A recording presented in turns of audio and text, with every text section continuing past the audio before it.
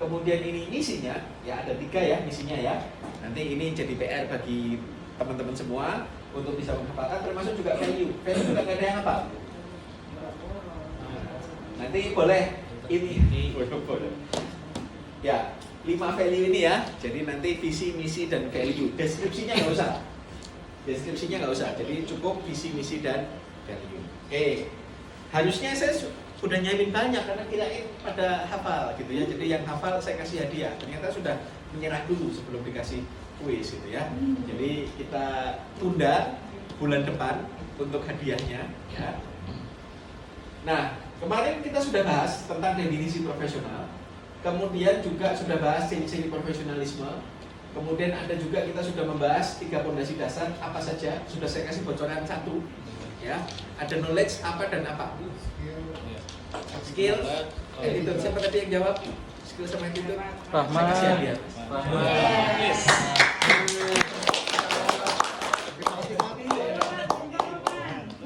Ricky ganti aja Bu, ganti Rahman, Ricky ganti Rahman aja.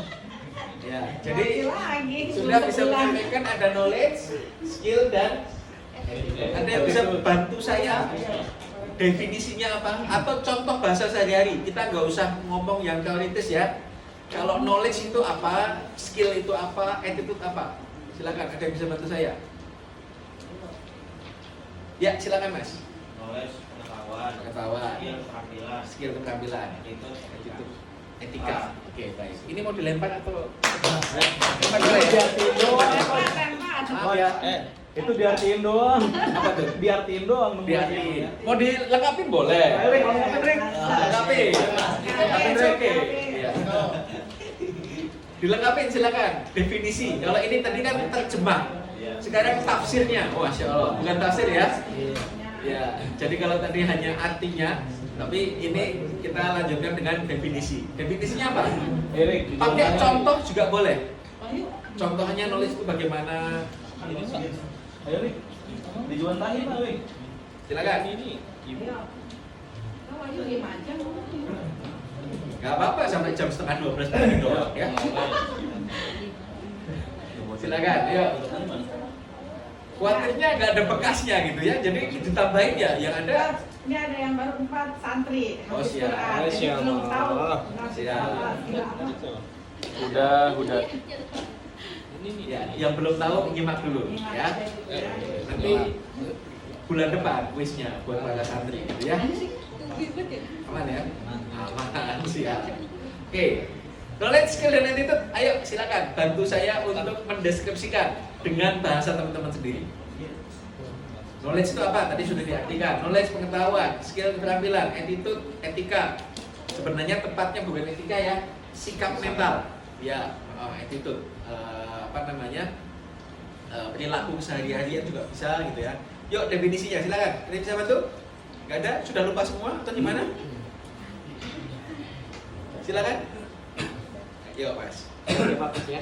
Ya. Kalau knowledge kan artinya pengetahuan, jadi knowledge atau pengetahuan adalah sesuatu yang diperoleh dari apa yang kita tidak tahu menjadi tahu, baik itu yang bersumber dari panca indera atau yang lainnya. Oke.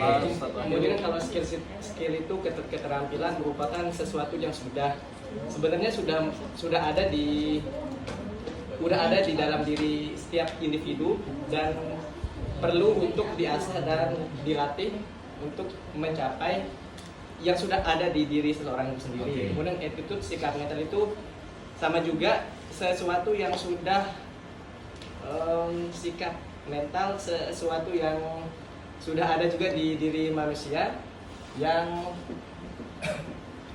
perlu dipelajari dan dipraktekkan di kehidupan kita. Ya, oke. Ya, makasih Mas. Ada yang mau pakai contoh? Waktu itu saya sampaikan contoh kan. Kalau mau pakai contoh yang dulu saya sampaikan boleh. Pakai contoh yang lain hadiahnya 2. Kalau ngulang contoh saya kasih 1. Kalau pakai contoh sendiri saya kasih 2 ini maksudnya. Silakan. Enggak jadi pakai nilai lagi Coach tadi kan. Nilai apa? Yang kayak kemarin 50, 20. Oh, pilih nilai. Bisa aja ya modusnya ya. lebih seru nilai kayaknya ya. Oke. Silakan. Yuk, ada yang mau pakai contoh saya? Masih ingat nggak gitu? Kalau nggak, pakai contohnya sendiri juga boleh. Knowledge seperti apa? Jadi biasanya tiga-tiganya ini nyambung. Knowledge, skill, dan attitude ini bisa nyambung. Jadi kalau yang masih ingat contoh yang kemarin, silakan boleh disampaikan. Silakan. Seru ya, pagi-pagi langsung ulangan begini ya, ujian ya. Vibe-nya udah vibe ulangan gitu ya. Oke. Silakan teman-teman. Iya. Gimana Bu? Contohnya yang Jangan buru ini lah. Jangan buru. Yang lain. Jangan buru ini sama Pak Islam. Ini coba. Farji ya. Boleh, Mas. Ya, Ada ya. lupa ya. Ini konteksnya bebas, Coach. Konteksnya bebas. Pengetahuan produk. Oke. Itu knowledge. Skill. Skill penguasaan kemampuan kerja, Terus. atau kemampuan kita berkomunikasi, Oke. Attitude. cara kita menyampaikan dengan cara yang baik. Oh, menyampaikan dengan cara yang baik. Oke, baik. 2 apa 1? 2 aja ya. 2. Oke, tolong disampaikan ke belakang. Mau nyampaikan contoh, Mas? Contoh yang lain? Masih belum connect, Coach. Masih belum connect. Oke, kita tunggu koneksinya dulu ya. Oke. Saya ulang lagi ya, contoh yang kemarin ya. Saya pakai contoh yang kalau tadi sudah bagus, langsung dikaitkan dengan keseharian kita di sini dalam pekerjaan. Emang gitu? Tetapi gampangnya begini. Contoh paling sederhana. Waktu itu saya contohkan berenang. Sebentar tuh saya. Ya kan? Knowledge, kita tahu. Teori di sini ada yang nggak bisa berenang? Angkat tangan. Ada nggak bisa berenang? Wah, Ya Allah Mas Fajri.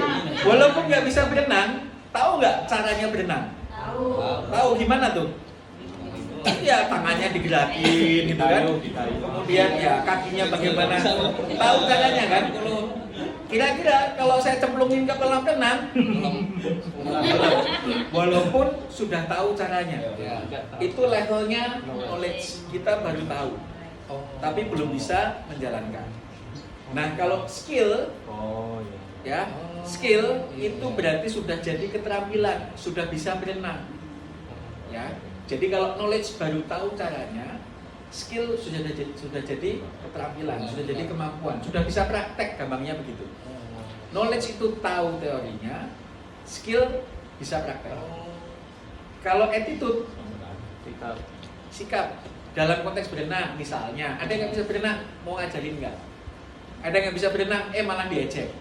Sombong. Gitu aja nggak bisa. Nah, gitu ya, itu attitude. Knowledge, skill, sama attitude. Contoh yang kedua, naik sepeda. Ada yang nggak bisa naik sepeda? Atau gini, ada yang nggak bisa naik mobil, nyetir mobil? Wah. Nah, siapa yang nggak bisa nyetir mobil? Angkat tangan. Oh banyak, ya lebih banyak lagi yang nggak bisa berenang. Oke, sama, prinsipnya sama ya. Kalau nyetir mobil, bagi yang nggak bisa nyetir mobil, knowledge-nya tahu nggak? Tahu. Oh iya, ini ada kopling. Kalau yang manual, ada matic. Tahu ya, matic gimana? Tapi ketika suruh nyetir, bisa nggak? Belum tentu. Bahkan bagi yang masih ingat zaman-zaman belajar nyetir mobil awal dulu, ya, kita sudah bisa jalan lancar saja di jalan. Nanti ceritanya beda. Ya ceritanya beda itu maksudnya beloknya kadang masih kemepetan, kadang nggak masuk, harus 2 kali pulang apa segala macam begitu ya. Betul. Nah itu bicara tentang skill. Jadi ketika sudah dipraktekkan jadinya skill. Nah kalau dalam konteks nyetir mobil, attitude. Kalau masuk gang gimana? Kalau ternyata ada apa itu namanya pertigaan T gitu, kebetulan di sana ada pos kamling, attitude-nya bagaimana? Kalau malam lampunya dimatikan gitu supaya nggak menyilaukan orang yang lagi nongkrong di pos kamling gitu kan. Mungkin kita klakson pelantin itu sebagai kode, kita permisi buka jendela, itu attitude yang berkaitan dengan nyetir mobil. Jadi kira-kira begitu ya, knowledge, skill, attitude. Ada yang mau nambahkan lagi contoh sehari-hari saja? Nggak jadi lagi, sampai jam 11:30 begini-begini doang gitu ya. Nah, sebenarnya yang sedang saya lakukan ini teman-teman sekalian, ini proses. Teman-teman knowledge-nya sebulan yang lalu sudah dapat. Skill-nya ini OTW. Oke. Gitu. Ya, OTW, on the way, sedang dalam proses. Karena kalau saya biarkan begitu saja, hari ini saya nyampaikan materi baru lagi, ya sudah, knowledge-nya nambah terus. Tapi skill-nya belum tentu. Apalagi attitude. Ya, sebagaimana tadi ya, ternyata berjenjang ya teman-teman ya tentang berenang. Oh, ternyata knowledge-nya oke, gampang, knowledge gampang. Skill sudah lain cerita. Berenang, ada yang belajar berenang berapa lama sampai bisa berenang? Setengah jam, Pak. Wes, ada yang bisa setengah jam berenang, alhamdulillah. Naik sepeda juga sama ya. Ada yang berapa bulan, ada yang berapa tahun mungkin. Kan begitu ya, dari knowledge ke skill. Belum lagi ke attitude. Nah, attitude itu kan lebih luas lagi cakupannya, gitu ya. Nah, sebelum saya contohkan yang berkaitan dengan pekerjaan, ya, coba teman-teman kasih contoh yang umum dulu. Tadi kan berenang, naik sepeda, nyetir mobil, yang sehari-hari banget, knowledge, skill, sama attitude seperti apa? Coba, yuk. Yang lain, yang belum, saya kasih kesempatan. Santri juga boleh, kan udah saya ceritain kan, knowledge, skill, attitude, ya boleh. Itu definisinya sederhana saja, gitu ya. Jangan definisi yang teoritis, tapi definisi yang kita bisa pahami dengan mudah. Oke, silakan. Ada yang bisa bantu saya untuk kasih contoh knowledge, skill, sama attitude? Contohnya apa? Sehari-hari.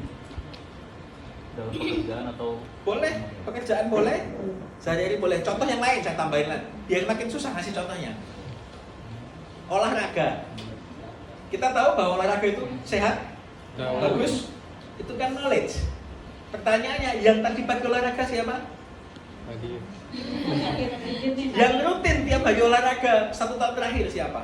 Nah, itu contoh sederhana perbedaan antara knowledge, skill dengan attitude. Semua orang tahu kalau olahraga itu baik, sehat, ya.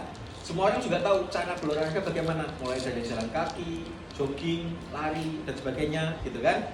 Tapi yang betul-betul bisa praktek skillnya sedikit. Yang sudah menjadi attitude, sudah menjadi gaya hidup, itu lebih sedikit lagi. Oke, contoh ya. Masih ngasih kesempatan saya ngasih contoh, makin susah nanti. Karena saya habisin kan, tadi sudah nambah satu lagi kan. Apa, naik sepeda, naik mobil, olahraga, apa lagi? Apa? Yuk, contoh. Jualan rumah. Jualan rumah, oke. Jualan rumah gimana? Knowledge. Teorinya, Yes. jualan rumah itu menjual produk kepada Ya. orang lain. Oke. Skill. Skillnya itu kan kemampuan. Jadi setiap orang itu kan punya kemampuan untuk Ya. berkomunikasi. Oke. Agar produk itu Attitude. keluar. Ya. Itu juga dengan cara penyampaian yang sopan, Betul. yang sopan, Oke. yang bagus. Estafet ke belakang. Yang Ya. sederhana lah yang ada di bawah. Oke. Oke, baik, boleh. Ya, contohnya keren.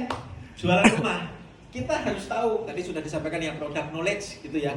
Kalau nggak tahu tentang rumah tersebut, lokasinya di mana, ukurannya berapa lantai, fasilitasnya apa saja, ya bakalan susah, gitu kan, knowledge. Skillnya itu sendiri, nanti pembuktiannya adalah beneran bisa jual nggak, gitu kan? Secara teori kita sudah tahu caranya jual rumah begini-begini, ngomongnya begini-begini dan sebagainya. Skill salah satu indikatornya adalah praktek hasil, beneran bisa jual rumah nggak, gitu. Nah, attitude itu lebih dalam lagi, lebih luas lagi, yaitu berkaitan dengan apa?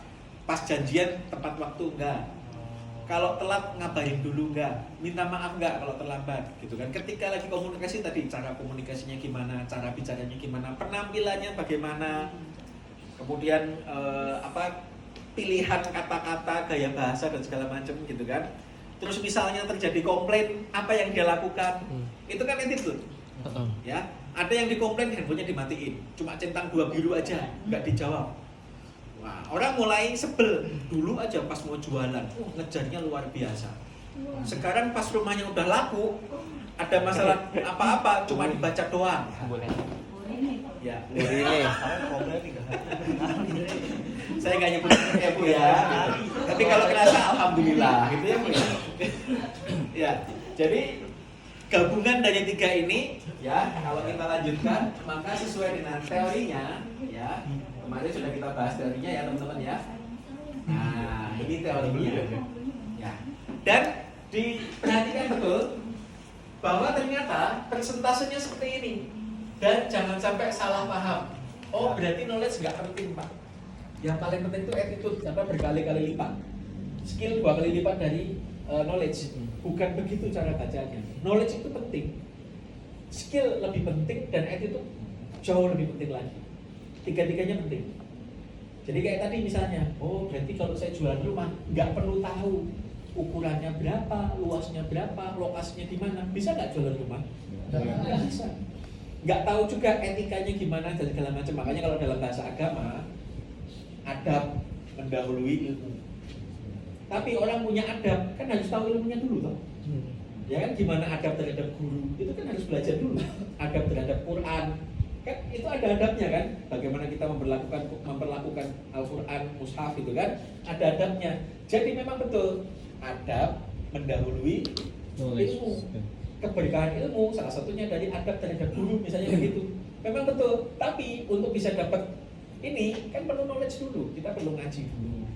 Di ngaji itu dikasih tahu, oh ada terhadap guru begini dan seterusnya. Kita praktekkan, kita jadikan kebiasaan, jadilah adab. Kira-kira begitu. Kalau penjelasan dari sisi pemahaman agama kurang lebih begitu ya. Nah, maka perhatikan betul. Ini kalau dalam konteks yang biasa saya pernah beberapa kali sampaikan kepada klien gitu ya. Maka tidak perlu dalam konteks KHRD-an ya, dalam konteks KHRD-an dan peraturan perusahaan, tidak perlu ragu-ragu untuk menegakkan hal-hal yang bersifat attitude. Itu kadang kita hanya fokus di sini saja. Misalnya contoh, karyawan dapat sanksi kalau misalnya KPI-nya nggak bagus, itu kan skill, atau pemahaman tentang ini kurang, itu knowledge gitu ya. Tetapi kira-kira kalau dia dapat SP karena misalnya kecurangan, ada perusahaan yang dia tidak mentoleransi kecurangan, mau nilai rupiahnya Rp1.000 atau 1 juta, pokoknya begitu curang langsung dikeluarkan. Nggak pakai SP1, SP2, langsung SP3. Itu ada.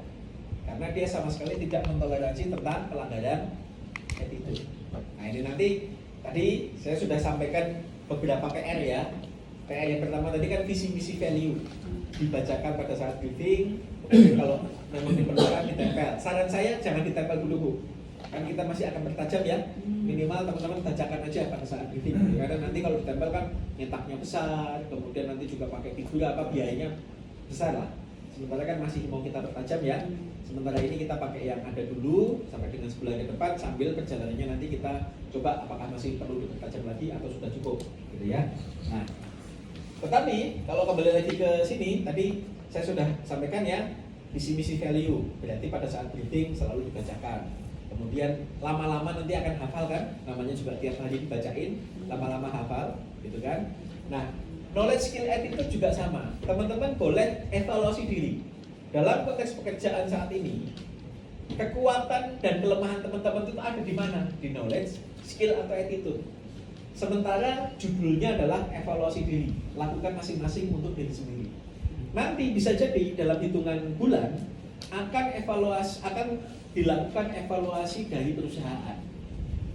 Ya, sebelum kita evaluasi dari sisi perusahaan, lebih baik kalau kita evaluasi diri dan introspeksi diri. Jadi kita perbaiki dulu internal, sehingga pada saat evaluasi perusahaan berjalan, alhamdulillah sudah bagus, aman. Paham maksud saya ya? Jadi teman-teman mulai dari sekarang, silakan melakukan evaluasi diri dalam konteks knowledge, skill, dan attitude sesuai posisi dan jabatan masing-masing. Mana yang perlu ditingkatkan, mana yang sudah baik, mana yang perlu diperbaiki, dan sebagainya. Sampai di sini ada pertanyaan? Cukup jelas? Ya, dan nanti beda-beda. Kemarin kan ada drafter, ada desainer interior, ada satpam, misalnya begitu ya. Ini kan beda-beda nanti knowledge, skill, attitude-nya. Ya. Ada pertanyaan? Kalau ada pertanyaan saya kasih hadiah juga. Cukup jelas? Oke, lanjut ya. Masih ingat leadership growth segitiga dari paling bawah sampai paling atas? Apa? Paling bawah apa? Memimpin diri sendiri. Memimpin diri sendiri. Kemudian atasnya orang, ya orang lain. Kemudian atasnya lagi fungsi, betul. Kemudian bisnis, grup dan ya. Nah, yang ini saya dorong pada teman-teman semua, ya. Teman-teman berpeluang untuk sampai di titik tertinggi sesuai dengan apa yang teman-teman inginkan. Jadi pengennya sampai mana? Nah, perusahaan yang nanti akan mengakomodir itu. Tetapi jangan lupa yang tadi sebelum ini kita kan bahas knowledge, skill, attitude kan. Untuk setiap tahapan ini knowledge, skill, dan attitude-nya sama atau berbeda? Saya ulang sekali lagi pertanyaan saya. Untuk setiap tahapan knowledge, skill, dan attitude yang perlu kita kuasai sama atau beda? Berbeda. Beda? Beda. Yakin? Yakin. Oke, yang beda angkat tangan. Yang sama angkat tangan. Yang tidak angkat tangan, angkat tangan. Iya. Iya.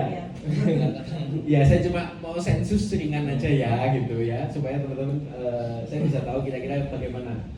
Yang nggak angkat tangan masih bingung, kan kira-kira begitu ya. Yang berbeda dan sama, berarti sudah punya pandangan masing-masing. Yang tepat adalah memang berbeda masing-masing itu. Jadi gampangnya begini. Misalnya kita sudah jadi functional leader, manajer keuangan misalnya. Knowledge manajer keuangan dengan saya jadi staff keuangan. Staff keuangan berarti di sini ya. Manajer keuangan berarti di sini ya. Itu. Sama atau beda kira-kira? Beda. Beda. Sudah kelihatan kan? Apalagi kalau saya jadi CM, sudah beda lagi. Jadi di masing-masing level kebutuhan knowledge, skill, dan attitude-nya itu berbeda-beda. Itu maka teman-teman sekalian pastikan teman-teman juga bertumbuh. Jangan hanya begitu-begitu saja. Jangan mau hanya terjebak rutinitas. Karena kalau terjebak rutinitas ya teman-teman ya ada di sini saja. Itu ya. Jadi memang pertumbuhan diri kita itu tergantung kepada saya lengkapi, saya perbaiki. Pertumbuhan karir kita itu bergantung kepada pertumbuhan diri kita. Kalau kita ingin karir kita bertumbuh, maka diri kita pun juga perlu bertumbuh juga. Kemarin sudah dibahas panjang lebar ya. Ini saya review saja yang hal-hal yang poin-poin intinya saja. Nah, masih ingat mindset jadi apa? Jadi nilai jadi sikap, attitude, kemudian jadi perilaku dan jadi kebiasaan. Jadi hati-hati dengan mulai dari pikiran kita. Ya. Masih ingat? 1, 2, 3, 4. Yang satu sudah saya bocorkan, sudah saya buka, recall thinking. Yang kedua di atasnya basic. Yang ketiga Critical thinking. oke. Yang keempat walaupun membaca tetap saya kasih hadiah ya. Baca. Tetap baca. Iya, tetap saya kasih hadiah. Oke. Ada yang bisa bantu saya? Seharusnya sudah cukup jelas ya. Ada penjelasannya gitu ya. Tapi boleh kalau ada yang mau bantu saya. 2, 3, dan 4 tadi. Contohnya boleh. Ya. Nah, teman-teman sekalian, sudah saya sampaikan tipsnya. Supaya teman-teman bisa bertumbuh, maka jangan hanya mengandalkan pada kemampuan berpikir 1 atau 2 saja, terutama yang basic-basic ya, hafalan atau logika sederhana. Ini ya kita hanya akan ada di level yang bawah. Tetapi latih diri kita untuk ada di critical thinking sampai dengan creative thinking. Karena ini yang nanti akan menjadi modal berharga, bekal kita untuk bertumbuh. Gitu ya. Termasuk yaitu tadi, misalnya contoh sederhana saja. Teman-teman pernah nggak berpikir hidup kok gini-gini aja ya? Bo ada bo itu bahasa Jawa ya? Iya. Apa itu? Kok nggak ada ya udah? Kok nggak ada perubahan ya gitu ya? Dan tinggal dilanjutkan. Saya mau ada perubahan. Perubahannya apa? Ini kan sudah mulai di sini. Orang yang dalam kutip gitu-gitu aja biasanya ya antara 1, mentok-mentok 2. Tetapi kalau sudah mulai pengen lebih dalam konteks yang positif ya, maka ada 3 dan 4. Awalnya kemudian mosok hidup cuma gini-gini aja, kok hidup cuma gini-gini aja. Apa yang bisa saya lakukan? Maka muncul creative thinking.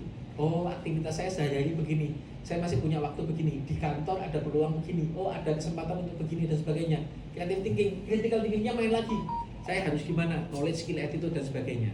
Maka kalau teman-teman gunakan 3 dan 4, insya Allah pertumbuhan diri itu datang dari nomor 3 dan nomor 4. Ya, oke.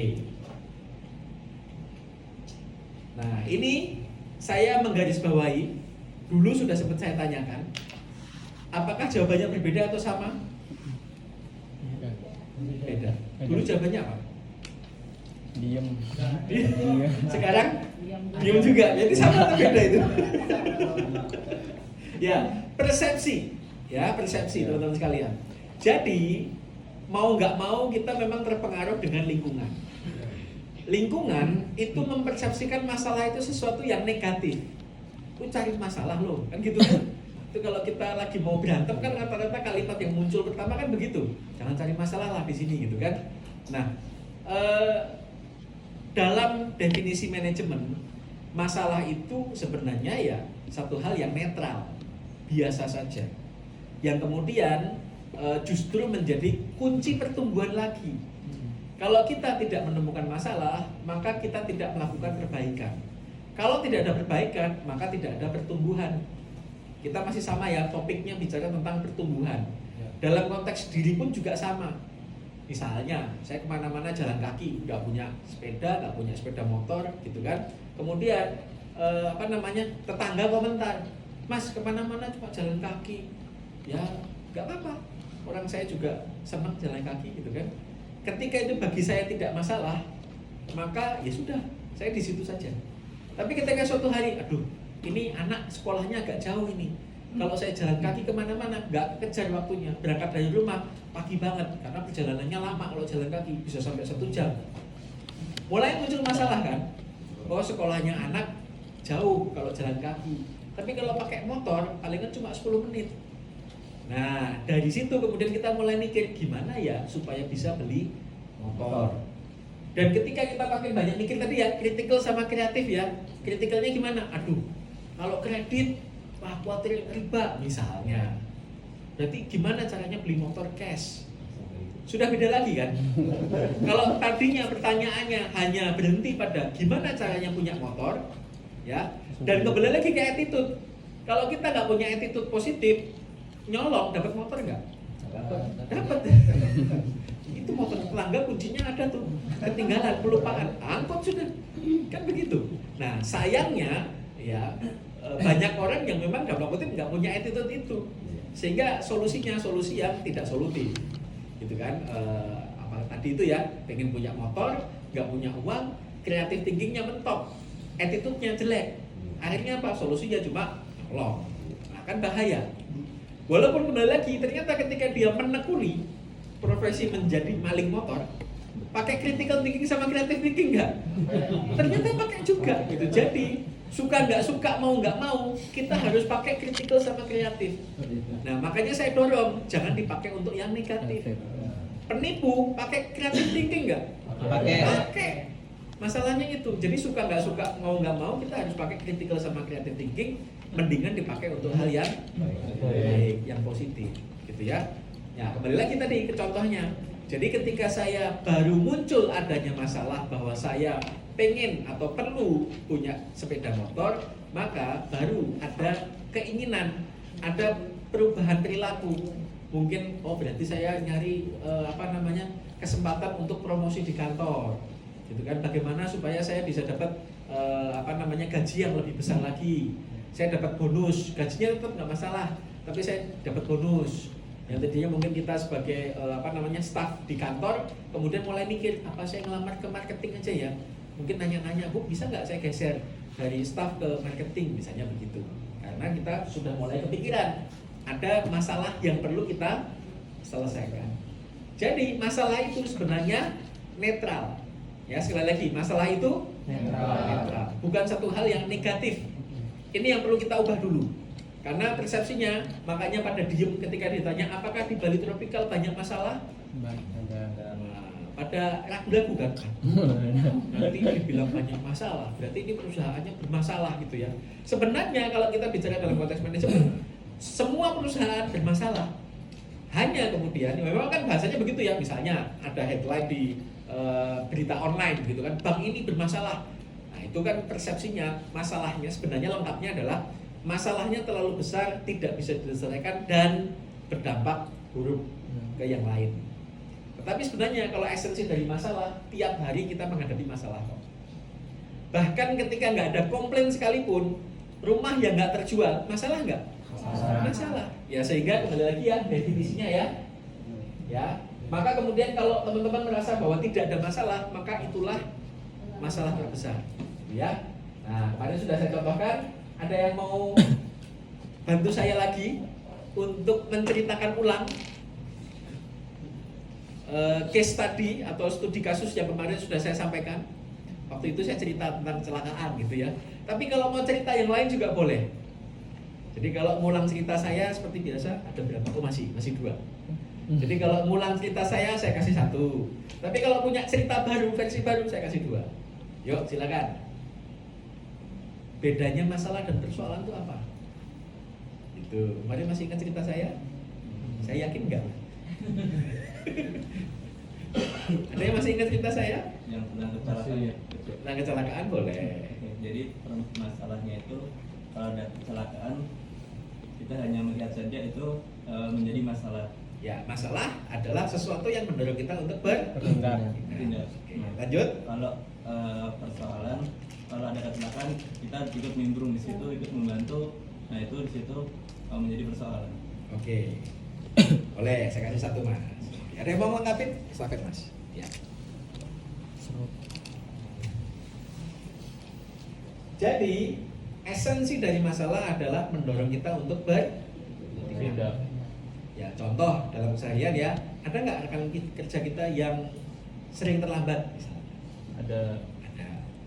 Selama kita tidak melakukan apa-apa, maka keterlambatan rekan kerja itu tidak masalah. Bahkan HRD nggak ngasih teguran, nggak ngasih sanksi, nggak apa, nggak potong gaji, nggak apa segala macam, berarti keterlambatan itu bukan masalah. Tapi begitu misalnya temannya saja nyolek, kenapa sih tiap pagi kamu terlambat? Bagi yang nyolek, dia menganggap terlambat itu masalah, karena dia sudah nyolek. Kenapa? Terus siang yang dipanggil HRD, terus kemudian sorenya atasannya gantian manggil, misalnya karena kebetulan di interior misalnya, kan nggak ketemu langsung sama HRD ya. Gitu. Nah maka 3 orang ini temannya HRD sama atasannya menganggap keterlambatan ini sebagai masalah. Intinya mendorong dia untuk bertindak. Tetapi persoalannya sama atau beda? Kalau temennya mungkin akan bilang, oh iya soalnya motorku sering rusak gitu. Ya udah, nanti besok sama aku aja. Rumahnya di mana? Kan kelewatan kan rumah kita, rumahmu kan kelewatan kan, udah besok pagi agak pagian dikit lah biar nggak telat gitu kan. Jam sekian nanti bahasa Indonesia tak ambil itu apa? Jemput. Nah, bukan. Hampir itu apa? Hampiri, nyamperin. Ya, nyamperin. Ya, samperin. Disamperin, betul, disamperin. Ya, jemput juga sama ya. Kira-kira begitu. Bagi HRD, persoalannya adalah, oh kalau ada 1 orang terlambat, nanti bisa dalam konten menginspirasi yang lain. Bagi atasannya, ini karena sistem. Kalau ada 1 yang terlambat, nanti kerjaannya jadi nggak lancar. Harus nunggu, dia datang dulu dan sebagainya. Jadi 1 masalah yang sama, persoalannya bisa Kompleks. ya bisa berbeda, tergantung dari sudut pandang masing-masing. Oke ya. Oke, jadi teman-teman sekalian, sekali lagi, masalah itu netral atau negatif? Netral ya, sekali lagi masalah itu netral. Jadi biasa saja ketika teman-teman menyampaikan 1 masalah. Yang lebih penting ya, setelah ketemu masalahnya, yang lebih penting lagi adalah diapain? Dipersoalkan, dilanjutkan dengan apa? Tindakan. Ya ada tindakan untuk menyelesaikan. Oke ya, itu ya.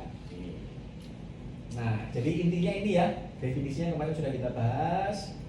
Jadi kenapa kita tidak ada persoalan? Bisa jadi karena kita nggak punya standar. Jadi sebenarnya begini, kita punya standar tadi dalam contoh keterlambatan. Karyawan masuk kantor jam 8, itu kan standarnya. Ketika terjadi perubahan, misalnya macet, demo di mana-mana, misalnya. Kasuistik. Maka kemudian kenyataannya pada nyampe di kantor jam 8.15. Nah, penyimpangan inilah yang kita sebut sebagai persoalan. Itu intinya begitu. Kalau kasuistik. Akan lain cerita kalau tiap pagi pasti terlambat. 8:04, 8:10, 8:05, 8:07, tapi terlambat terus. Maka beda lagi nanti ketika perubahannya itu situasinya berbeda, kenyataannya walaupun mirip-mirip sama-sama terlambat, nanti penyimpangannya penanganannya akan berbeda. ya. Nah, hari ini teman-teman sekalian, saya melanjutkan ya. Kalau kita bicara tentang profesional, maka saya membahasakannya sebagai aktivitas yang produktif dan hidup yang produktif. Jadi kalau saya membahasakannya begini teman-teman sekalian. Di sini ada yang pernah dengar istilah work-life balance? Ya. Ya, yang meyakini itu, iya, Gen Z, work-life balance gitu. Ya, kebetulan kalau saya pribadi meyakininya sebenarnya, terutama sebenarnya sangat terpengaruh oleh cara pandang saya sebagai seorang Muslim, gitu ya. Jadi kalau work-life balance itu kan hidup dan pekerjaan itu kan dipisah, kan begitu ya. Sementara kalau sebagai seorang Muslim, bukannya kita disuruh ibaratnya begini, ibadah itu 24 jam, kan begitu ya. Bisa nggak? Ibadah 24 jam, santri-santri bisa membantu saya, ibadah 24 jam bisa? Bisa. Caranya bagaimana? Mikir. Niat. Bisa tapi. Ya, tiket 24 jam. Ayo, 24 jam, 1000 supaya kali. santri kebagian ya. Tinggal satu. Zil. Ya, caranya supaya kita bisa ibadah 24 jam. Semua yang kita lihatkan itu. Ustaz ternyata nggak ada. Ayo, nggak apa-apa. Semua yang Gimana? kita lakukan itu kita lihatkan menjadi ibadah insyaallah. 24 jam ya. Kelas Saya mainnya ketika hebat. dengar ungkapan work-life balance, Kelas pro player. itu Kelas pro player. apa namanya? Dalam tanda kutip, sudah ngerasa ada yang kayaknya kok ada yang nggak pas ya. Kemudian belakangan ya belajar agama lah ya, gitu kan, karena memang latar belakang saya awam gitu kan, belajar agama ya semampunya. Kemudian nggak mungkin Allah merintahin sesuatu yang nggak mungkin, kan begitu ya. Ya. Jadi kalau dalam ibadah saja bisa 24 jam dan ternyata tadi nyambung ke knowledge ya. Nanti lanjutnya kan knowledge, skill, attitude ya. Kalau kita nggak tahu ilmunya, maka kan nggak bisa jawab. Bisa nggak sih hidup kita 24 jam untuk ibadah? Nah, berat banget ya, masa iya sholat 24 jam gitu kan? Apa segala macam gitu. Ternyata sederhana. Dengan meniatkan semuanya untuk Allah, maka jadilah itu Ibadah. Perlu knowledge kan? Perlu knowledge. Cuma perlu skill nggak? Setiap pagi siapa yang meniatkan untuk Allah? Bangun tidur baca doa gitu kan? Kemudian nanti menjelang tidur baca doa lagi gitu kan? Yang ada bangun tidur pegang handphone. Mau tidur handphonenya jatuh gitu kan? Saking apa namanya? Marketing Mas. Iya. Nah, sehingga teman-teman sekalian, kalau kita bicara tentang productive life, saya membahasakannya sebagai seni. The art of productive life itu bagaimana hidup kita bisa produktif. Seni untuk menjadikan hidup kita produktif. Kalau saya bahasakan ada dua prinsip besar. Yang pertama adalah kita perlu mengembalikan lagi, meluruskan niat ya kalau bahasa agamanya ya. Kenapa kita bekerja? Tadi sudah dijawab. Niatkan untuk ibadah. Niatkan untuk mendapatkan ridho Allah Subhanahu wa taala. Kemudian yang kedua, bagaimana supaya bisa bahagia bekerja? Di sini siapa yang sudah bahagia dalam bekerja? Katakan. Enggak ada. Bahagia. Tergantung tanggalnya, Pak. Gitu. Ini lagi bahagianya dong ini. Lagi bahagia lagi. Bahagia. Ya. Nah, jadi teman-teman sekalian, sebenarnya yang menarik dari bahagia itu adalah tiap orang kan bisa jadi berbeda-beda ya. Kebahagiaan tiap orang itu berbeda-beda, gitu kan? Tetapi mungkin nggak kita bahagia dengan apa namanya satu hal yang asing bagi kita.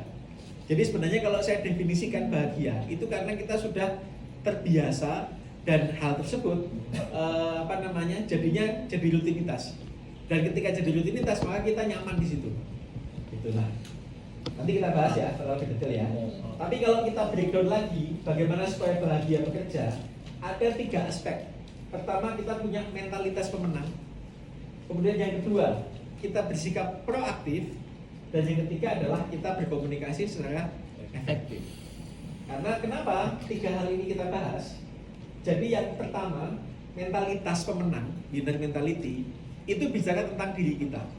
Nanti kita akan bahas mentalitas itu ada berapa macam, dan winner mentality itu salah satu dari 3 mentalitas tersebut.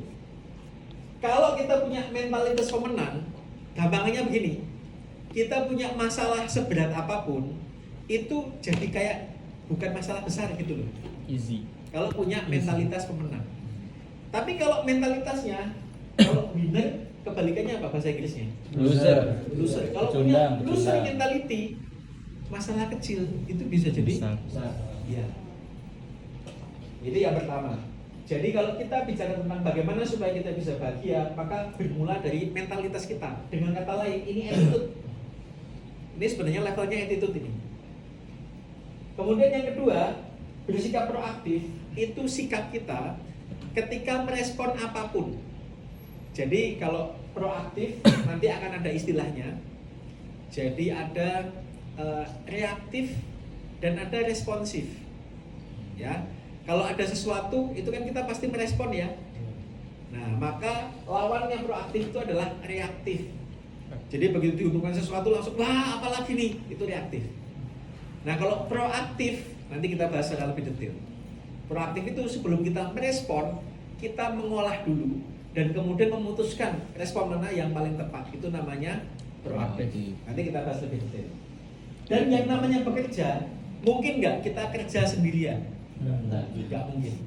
Pasti melibatkan orang lain. Ketika kita melibatkan orang lain, maka kita perlu komunikasi. Dan komunikasi yang baik adalah komunikasi yang Efektif. efektif. Apa arti efektif? Bentar, saya masih punya kayaknya. Bentar, buat hadiah ya. Sama kok. Apa arti efektif? Masya Allah. Ada lagi. Ada bawa 1 dus. Oke, ada yang bisa bantu saya? Kalau kita bicara efektif, artinya apa? Efisien. Beda lagi itu nanti. Efektif biasanya satu paket ya. Efektif dan efisien biasanya satu paket. Nanti kita bahas ya di pertemuan selanjutnya. Berhasil atau sesuatu melakukan dengan baik. Oke. Kelas. Ya. Kelas. Berhasil melakukan sesuatu dengan baik. Ya, walaupun sudah dapat hadiah, belum tentu betul loh ya. Tapi sudah dapat hadiah, kan gitu kan? Oke. Ada lagi pendapat yang lain, saya simpan dulu. Kan saya bilang belum tentu. Ada definisi yang sangat sederhana tentang efektif. Manjur. Itu aja ya, oke. Saya kasih Mas. Ya, oke. Yang lain? Ya Mas. Komunikasi dengan lawan tim dengan cara yang baik, mencari solusi dengan Estafet. Wah, jadi panjang itu Mas, sederhana ya. It's okay ya, berkomunikasi dengan lawan komunikasi dengan baik dan benar. Oke, baik. Ini ngomong-ngomong estafetnya nyampe kan? Nyangkut bacaan ya. Oke, ada lagi definisi yang lain? Cepat dan tepat. Cepat dan tepat. Saya kasih lagi Pak. Ya. Estafetnya nggak nyampe nih. Estafetnya nyampe nggak tuh? Nggak Ya. nyampe kayaknya. Ada lagi? Efektif. On point, Apa? komunikasi yang berkualitas, on point dan tidak Oke. Definisi efektif loh. Kita belum ngomong komunikasinya ya. Efektif itu apa sih? Mudah dimengerti. Praktis, mudah dimengerti. Ada lagi? Siapa tadi bilang?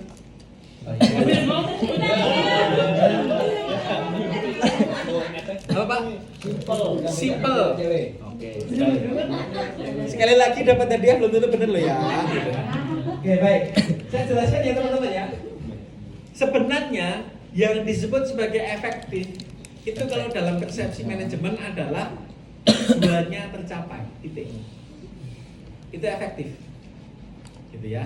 Coba kita uji definisi ini.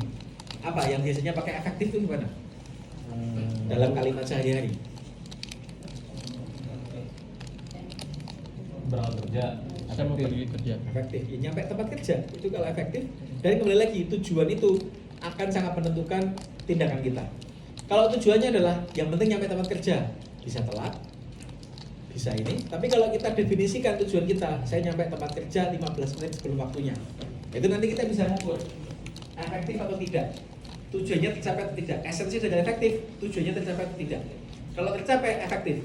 Kalau tidak tercapai berarti tidak efektif. Caranya tidak efektif. cara efektif menyelesaikan masalah. Biasanya begitu ya. Iya. Masalahnya selesai nggak? Kalau nggak selesai berarti nggak efektif. Iya. Jadi bukan berarti singkat, bukan berarti mudah, bukan berarti simpel gitu ya. Pokoknya selesai, tujuannya tercapai maka efektif. Jadi kalau bicara komunikasi efektif, komunikasi yang tujuannya tercapai. Tujuan komunikasi itu apa? Menyampaikan informasi. Menyampaikan informasi. Ada lagi yang lain? Menyelesaikan masalah. Menyelesaikan masalah dengan tanpa masalah, pegadaian. Pegadaian. Tujuan komunikasi rata-rata orang akan mendefinisikan sebagai menyampaikan informasi. Nah, boleh komunikasi itu kan menyampaikan informasi. Tapi kalau komunikasi efektif menyampaikan informasi agar tujuannya Tercapai.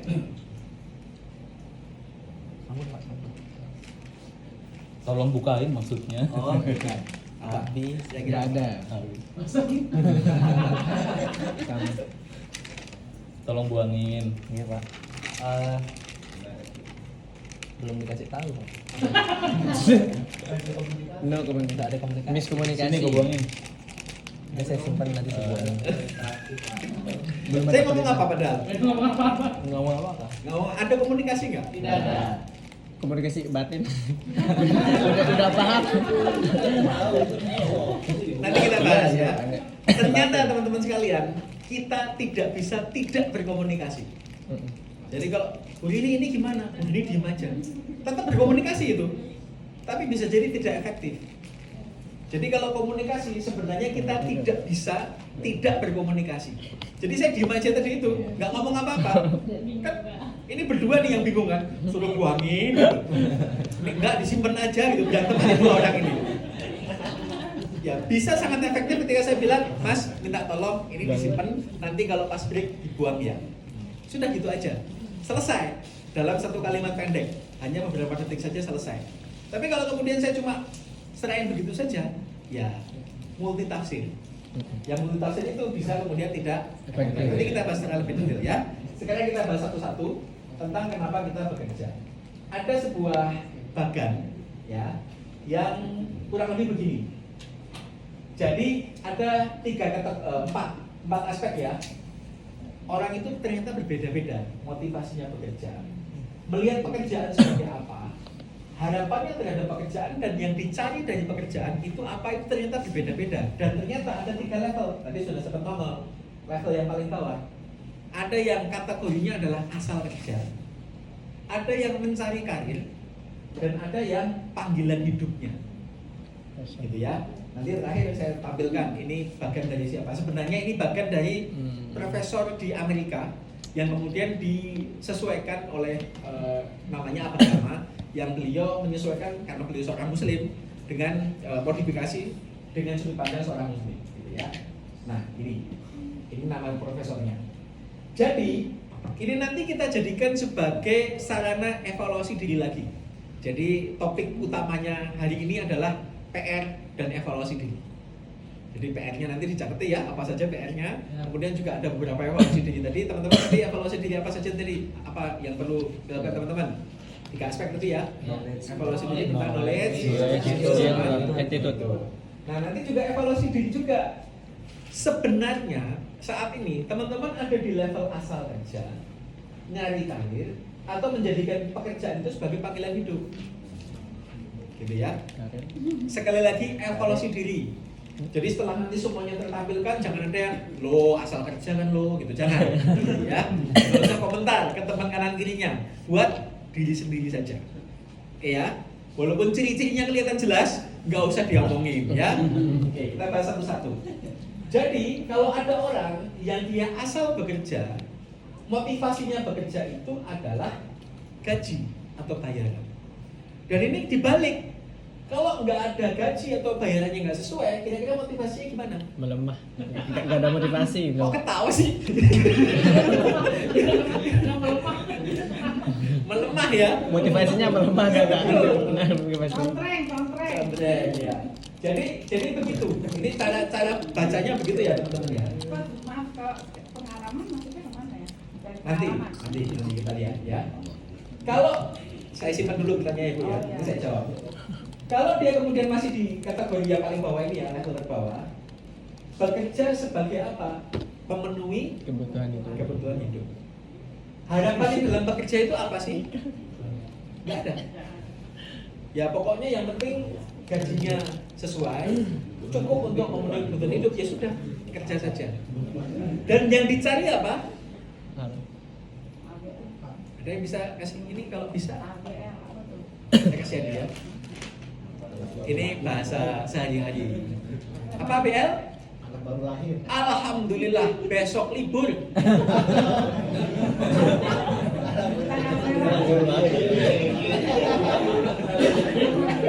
Yang ditunggu-tunggu itu Sabtu sama Minggu gitu kan. Senin, makanya nggak ada, alhamdulillah. Ya. Liburnya Jumat soalnya.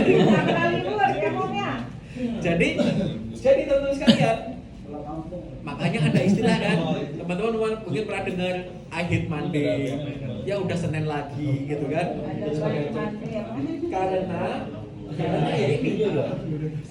Sekali lagi saya ingatkan ya, evaluasi diri, bukan untuk evaluasi orang lain. Ya, ini level yang paling bawah. Dan jangan salah, ini masih bagus, masih mendingan. Mungkin ada level 4, level 5, level 6 gitu kan, yang bilang daripada kerja cuma gaji segitu, mendingan gua di rumah. Ada nggak? Ada. Ada, banyak. Mager. Ada banyak. Ada yang untuk dirinya sendiri, ada orang tua yang prinsipnya begitu. Anaknya kerja, ditanya gajinya dapat berapa? Sekian. Udah ngapain? Di rumah aja, nggak usah. Ada loh. Jadi jangan dibilang oh paling rendah berarti paling jelek, nggak juga. Ini sudah mendingan. Ya walaupun kita jangan hanya berhenti di level mendingan kan. Kita sebaiknya naik level. Nah maka level selanjutnya, level kedua, itu kalau bekerja itu yang dikejar adalah karir. Yang tadi sempat saya bahasakan, pertumbuhan. Yang dikejar apa? Jabatannya naik. Otomatis kalau jabatan naik, gajinya juga akan naik kan. Tetapi sebenarnya yang dikejar nggak cuma sekedar ini, tetapi dia memang karir karena motivasinya apa? Ya, tidak hanya berhenti di uang, tapi kemajuan. Masa saya sudah setahun di sini, sudah 2 tahun, sudah 5 tahun, sudah 10 tahun masih gini-gini aja, gitu ya? Maka dia motivasinya sudah berbeda. Bekerjanya sebagai apa? Seolah-olah kayak lomba. Wih, itu anak baru, kok sudah segitu gajinya? Saya udah sekian tahun, kok baru segini? Belum tentu lebih besar, tapi kok belum? Kok ini kalau dilanjutin, lama-lama gaji saya kena kesalip nih, kalah sama dia. Jadi ada nuansa perlombaan itu tadi. Harapannya adalah dapat kekuasaan atau kebanggaan ketika mendapatkan amanah yang lebih tinggi atau konkretnya adalah jabatan yang lebih tinggi. Dan yang dicari adalah promosi. Promosi itu bukan promosi marketing jualan gitu ya. Promosi jabatan. Tapi ya promosi jabatan, naik jabatan. Itu yang dicari. Ini kalau kita ada di level yang kedua. Nah yang tadi saya sampaikan di modifikasi itu yang nomor 1. Karena Profesor Tal Ben Zahari ini bukan seorang muslim, bahasanya berbeda. Kemudian oleh Abah Rama dimodifikasi. Nah jadi nyambung banget dengan yang sering kita dengar. Jadi kalau seseorang menjadikan pekerja itu sebagai panggilan hidupnya, ya karena ini amanah atau perintah Allah. Untuk apa? Untuk bermanfaat. Ya kan? Kemudian bekerjanya sebagai menjalankan tugas sebagai khalifah kan? Kita kan di dunia ini sebagai khalifah kan begitu ya? Dan harapannya adalah memberikan kontribusi atau manfaat. Nah, yang menarik di bagian yang dicari ini kan kelihatan dalam aktivitas sehari-hari ya, kelihatan dalam perilaku sehari-hari.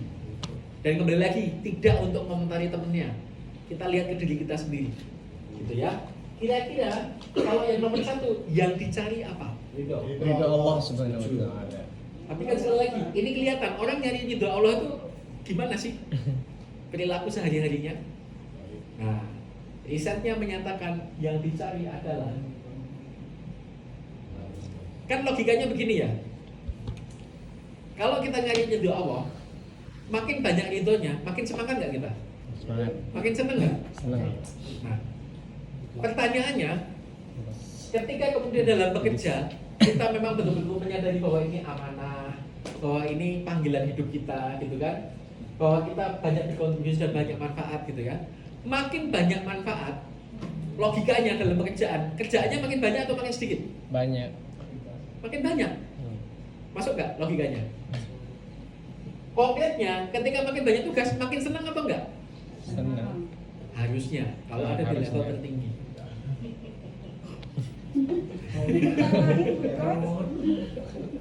Makanya kembali lagi ya, kita nggak menilai orang lain, kita menilai diri sendiri. Kita kalau dapat tugas lebih banyak, makin happy atau makin susah? Happy. Happy. Silakan. Happy. Ini saya kembalikan lagi. Happy kan, Ki? Happy kan? Banget. Yang bisa jawab diri sendiri ya. Kan tadi saya sempat ini kan, sempat ada sensus kan. Siapa yang happy angkat tangan? Saya kan nanya itu loh. Karena saya dalam kutip tidak perlu tahu, tidak mau tahu, dan nggak mau dibohongi gitu ya. Jadi silakan kembali lagi, di awal sudah saya sampaikan evaluasi diri. Konkretnya begini, kalau ada tim kita, rekan kerja yang dalam pekerjaan itu begini, ini kerjaan udah selesai, apalagi ya, udah selesai nih kerjaan gue, lu perlu dibantu apa? Masya Allah. Nah, contohnya begitu. Makanya kita bahasakan 3 ini itu kelihatan dalam keseharian. Ya. Jadi kelihatan dalam keseharian. Sekali lagi, betul-betul saya garis bawahi banget, makanya saya ulang-ulang terus untuk menilai diri sendiri. Tidak untuk menilai orang lain. Sehingga misalnya HRD, Pak ini saya pakai buat instrumen yang nggak boleh. Karena HRD pasti akan menilai orang lain kan. Ini dipakai untuk menilai diri sendiri. Nah teman-teman sekalian, mari kita jadikan ini sebagai sarana mengevaluasi diri. Kita ada di level mana? Coba kita lanjutkan logika kita ya. Kalau seseorang itu ada di level 3 yang paling bawah, kira-kira bahagia nggak? Enggak. Tergantung perspektif. Hanya ada yang memandang dengan senyum penuh arti gitu ya. Saya susah menerjemahkan gitu ya. Saya jelaskan lagi ya teman-teman ya. Kalau di sini ya dia penuh dengan keterpaksaan. Bahkan ketika dia gampangannya ini karena tanggung jawab gitu kan, sebagai kepala keluarga, mungkin sebagai istri yang membantu perekonomian keluarga misalnya begitu ya, kan ada juga ya yang dua-duanya bekerja ya. Itu ya memang dalam kutip penuh dengan ketidaknyamanan dan keterpaksaan, sehingga makanya yang dicari adalah libur. Itu intinya begitu. Nah kalau yang kedua ini, itu yang kalau bahasa sehari-hari mungkin teman-teman pernah dengar istilah workaholic, gila kerja, gila jabatan gitu ya. Nah itu di level yang kedua. Nah yang level 1 yang paling tinggi ini adalah, inilah yang sebenarnya kalau saya bahasakan ya karena sudah dimodif ya, yang muslim itu ada di sini. Amin. Gitu. Jadi memang ya kita kan lebih makin banyak tugas kan Allah makin ridho kan begitu ya. Iya. Gitu lah, sehingga logikanya justru ya tadi itu kerjanya sudah selesai, bantuin temennya dan dia suka rela nawarin, kerjaan gue udah selesai nih, lu mau dibantuin apa yang belum selesai dikerjain. Bukan kemudian udah selesai ya, sorry ya gue pulang duluan ya, bye gitu. Bukan begitu kan, begitu kan? Ya alhamdulillah kalau nggak ada gitu ya. Nah teman-teman sekalian, sekali lagi ini evaluasi diri ya. Yang kemudian silakan nanti teman-teman mulai praktekkan kembali lagi ya. Ini kan knowledge, jadikan sebagai skill. Caranya jadi skill bagaimana? Dipraktekkan. Yang nanti kalau teman-teman sudah menjadikan kebiasaan, maka akan jadi attitude. Ada orang yang kembali lagi, luar biasanya manusia itu adalah ada pada satu kata, kebiasaan. Apapun yang kita biasakan, kita akan nyaman di situ. Jadi kalau kita biasa tidur tiap hari, suatu hari kita harus kerja, jadi nggak nyaman. Sebaliknya, kalau tiap hari kerja, suatu hari tiduran aja di rumah, nyaman nggak kira-kira? Nggak nyaman juga. Hebatnya manusia di bagian kebiasaan itu tadi. Sehingga ya makanya banyak yang mendorong kan, biasakan hal-hal yang positif, biasakan produktif gitu ya, karena kebiasaan itu nanti yang menentukan sekali kenyamanan dan kebahagiaan kita. Jadi sampai di sini teman-teman sekalian, kita jadikan sebagai sarana evaluasi diri. Kalau ternyata kita belum ada di level 1 atau belum ada di level 1, masih ada di level 3 atau level 2, yuk sama-sama belajar bagaimana supaya bisa naik ke level 1. Nah, kalau tadi pertanyaan Ibu Lini, pengalaman, kerja itu nyari pengalaman, ya. Saya nggak tahu itu masuk di level berapa. Saya biasanya saya uji dengan satu kalimat. Kan nyari pengalaman kan ya, nggak digaji nggak apa-apa dong. Mau nggak kira-kira? Berarti kesimpulannya kalau ada yang jawabannya adalah nyari pengalaman, itu antara 3 atau 2. Bisa jadi, ya yang tahu cuma dia. Makanya saya bilang evaluasi diri. Nyari pengalaman dalam rangka apa? Misalnya, saya nyari pengalaman karena nanti supaya saya bisa kerja di tempat yang lebih baik. Berarti nomor 2 dong. Saya nyari pengalaman karena daripada nganggur di rumah. Nomor 3 dong. Kan begitu. Mungkin ada level, saya nggak tahu, tapi risetnya hanya seperti ini teman-teman sekalian. Jadi kalau bicara tentang nyari pengalaman, yaitu apa namanya ya, masih di antara 3 atau 2. Dan yang kalau di level 1 ini yang kemudian saya bahasakan tadi itu ya teman-teman sekalian ya, sebagai seorang muslim ya, kita bermanfaat semakin luas. Nah, yang menarik begini, wah ini ngomong-ngomong, saya nggak ada kesepakatan dengan Pak Islah atau Bu Lini ya. Kan saya nggak cerita kan kalau mau menampilkan slide ini kan. Bukan pesanan juga, tampilkan slide ini dong Pak, gitu. Enggak sama sekali. Yang ingin saya sampaikan begini teman-teman sekalian. Di satu sisi ada dorongan untuk kita semakin luas berkontribusi dan semakin bermanfaat. Di sisi lain, ini kan perusahaan profesional. Ada sistem gaji, ada sistem bonus dan lain sebagainya gitu kan. Sempat dulu ada pertanyaan, Pak, kalau ini dipakai perusahaan untuk memanfaatkan kita, untuk mengeksploitasi kita, katanya sih buat umat, katanya buat ini gitu, tapi ya ujung-ujungnya ya buat maaf ya, memperkaya orang misalnya begitu. Dan maaf, kebetulan saya jadi pernah baca satu artikel. Maaf nih ya, di sini apakah ada yang berbisnis sekolah? Pak Islah, Bu Lini? Enggak ya. Ceritanya artikel itu mengkritisi. Yang dikritisi ini hanya untuk kita ya, jangan kapal bis di luar ya teman-teman ya. Mengkritisi sekolah Islam terpadu yang mahal. Yang artikel itu bilang begini, guru-gurunya loh suruh bilang begini, guru-gurunya sudah punya konsep bahwa ya kerja itu kan ibadah. Karena apa? Yayasannya mau gaji pas-pasan. Tapi mobilnya yayasannya gonta-ganti, asetnya nambah terus. Sementara ketika guru-gurunya ini minta kenaikan gaji, dijawab dengan ya kan ibadah, jangan hitung-hitungan dong dan sebagainya. Nah, ini sensitif ya teman-teman ya. Nah, rawan disalahgunakan. Jadi kalau slide ini di tangan orang yang salah, disalahgunakan, powerful sekali, kamu ibadah, udah nggak usah mikir gaji, nggak usah mikir bonus apa segala macam. Cuma saya bilang waktu itu saya menggunakan slide ini ketika saya masih tergabung di salah satu perusahaan sebagai salah satu direksi. Dan saya bilang ini slide ini saya jadikan sebagai catatan bagi manajemen perusahaan bahwa kalau saya berbuat zalim, nah sudah tahu kan apa istilahnya, azabnya atau balasannya bagi orang zalim seperti apa? Nah itu bagi manajemen ini catatan bahwa manajemen nggak boleh zalim ke karyawan.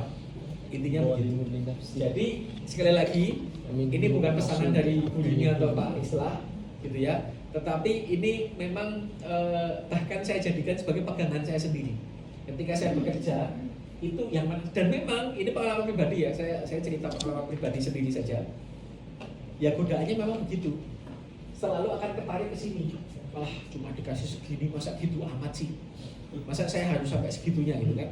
Saya tarik lagi diri saya ke nomor 1 lagi. Loh, kan katanya pengen berkontribusi, pengen bermanfaat. Ya sudah. Ini kalau memang kan ada juga guru saya yang punya prinsip begini. Kalau misalnya, gampangnya begini supaya gampang ya, saya rupiahkan ya. Saya bekerja digaji 1 juta misalnya. Sementara pekerjaan saya seharusnya itu layak untuk digaji 10 juta. Misalnya begitu. Berarti selisih berapa? 9 juta. Guru saya ini bilang begini, ya gini Mas Andika, kalau memang Mas Andika merasa layak digaji 10 juta, tapi saat ini hanya dapat gaji 1 juta, ya udah niatkan aja sedekah 9 juta itu. Dan kalau niatnya lurus, nanti Allah yang ngasih balasan. Itu dari sisi matematika langit. Tapi guru saya ngajarin juga matematika manusianya adalah sampaikan tetap ke atasan, ke manajemen, ke HRD dengan bukti-bukti yang mendukung. Pak, Bu, kerjaan saya itu begini. Kemudian hitungan saya begini dan sebagainya, gitu kan. Nah, nanti kalau perusahaan jawab begini, ya saya tahu Mas Andika itu pekerjaannya begini, memang seharusnya layak digaji 10 juta. Dia gantian kasih data. Ini ya saya kasih tahu ya, karyawan kan nggak cuma Mas Andika. Ini ada ini kita harus ada investasi ini, ada segala macam. Kalau gaji sekian dan nggak mungkin kenaikan gaji cuma satu orang aja. Kalau perusahaan naikin gajinya Mas Andika, berarti yang lain dinaikin semua nih, gini. Ujung-ujungnya apa? Tuh, hitungannya rugi. Nah, ternyata kan hitungannya nggak sesederhana itu ya. Gitu. Nah, maka kemudian sama-sama saya dan atasan saya kemudian sama-sama mengikhlaskan. Ya sudah, insya Allah nanti balasannya dari Allah itu malah sama-sama enak.